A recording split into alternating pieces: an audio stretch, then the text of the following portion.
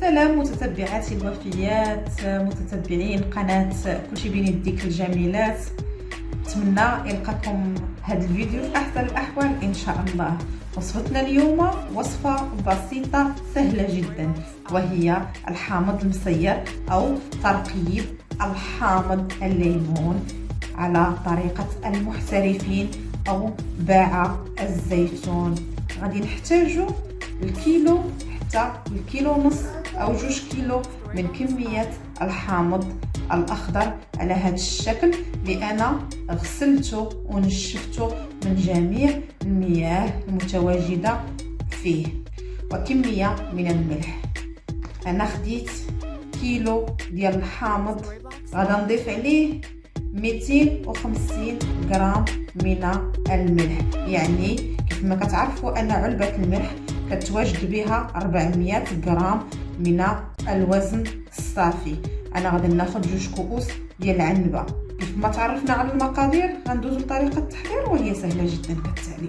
غادي ناخذ اناء او سطيل صغيور او قنينه زجاج.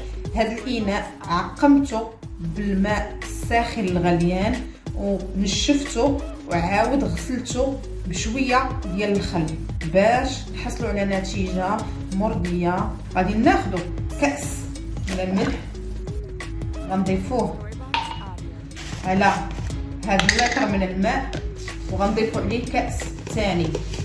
خاص الملوحه اللي تكون عندنا ملوحيه ديال البحر. الا ما كانش الماء مالح وكانت نسبه الملوحه في الماء بحال مذاق البحر ما غاديش يترقد لينا هذا الحامض وما غاديش نحصلوا على نتيجه مزيانه. وغادي ناخذوا هذا الحامض وغادي نشقوه على هذه الطريقه، نفلحوه على هذه الطريقه. وغادي ناخذوا ملعقه صغيره غادي نوضعوا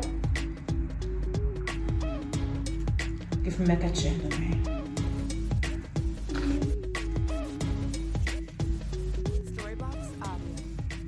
نستعمل يديا باش نتاكد ان الحامض دخلت ليه الملحه بهذه الطريقه. غادي نستمروا بهذه الطريقه حتى نكملوا الكميه اللي عندنا ديال الحامض.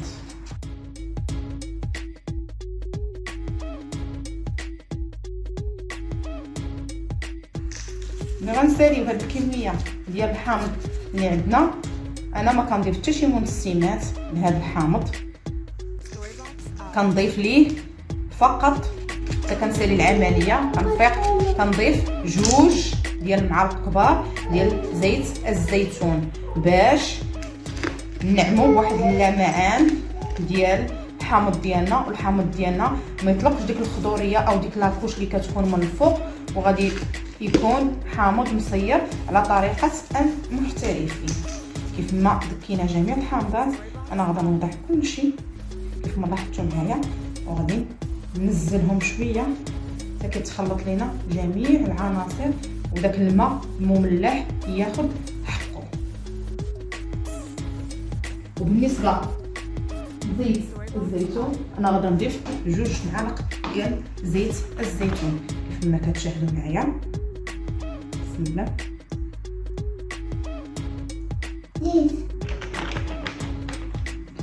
وغادي نغلقوا على قنينه ديالنا الزجاجيه او سطيل او بواطه اللي متواجد عندكم في البيت. وصدقوني هذه النتيجه فعاله، نتيجه مرضيه على طريقه المحترفين باع الزيتون. بعد ما حكمنا السطيل ديالنا على هذا الشكل وزيرناه مزيان او قنينه اللي متواجد عندكم في البيت، ديما كنقول هذه القضيه اللي متوفر عندكم ماشي بالشرط ان تكون عندك قنينه زجاجيه او قنينه بلاستيكيه، نفس النتيجه كنحصلوا عليها. المده اللي غادي نحتفظوا بهذا الحامض ويتسير لنا هي مده 2 ديال الاسابيع او اكثر على حسب الجو ديالنا.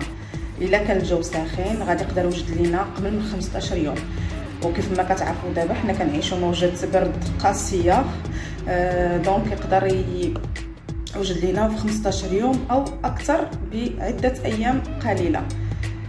صدقوني هاد الطريقه ديال ترقيد الحامض طريقه بسيطه مضمونه 100%. جربوه وردوا عليا الخبار. انا سبق لي وكنت وجدته قبل، وكانت تبقات لي منه هاد الحامضه كيف ما كتشاهدوا معايا. هي حامضه مصيره، كتشوفوا النتيجه امامكم في الشاشه. انا غادي نقطعها قدامكم، يعني حامضه ناشفه، يعني النتيجه جد مرضيه. جربوا هذا الحامض المصير، وبامكانكم تستغلوا هذه الوفره ديال هذا الحامض ديالنا. علاش لا؟ كيتواجد بكثره وباثمنه مناسبه. كانت هذه فكره او اقتراح ديال اليوم مع قناتكم المتواضعه، قناتكم البسيطه، قناه كلشي بين يديك. خليت لكم الراحه والى اللقاء في فيديو قادم ان شاء الله.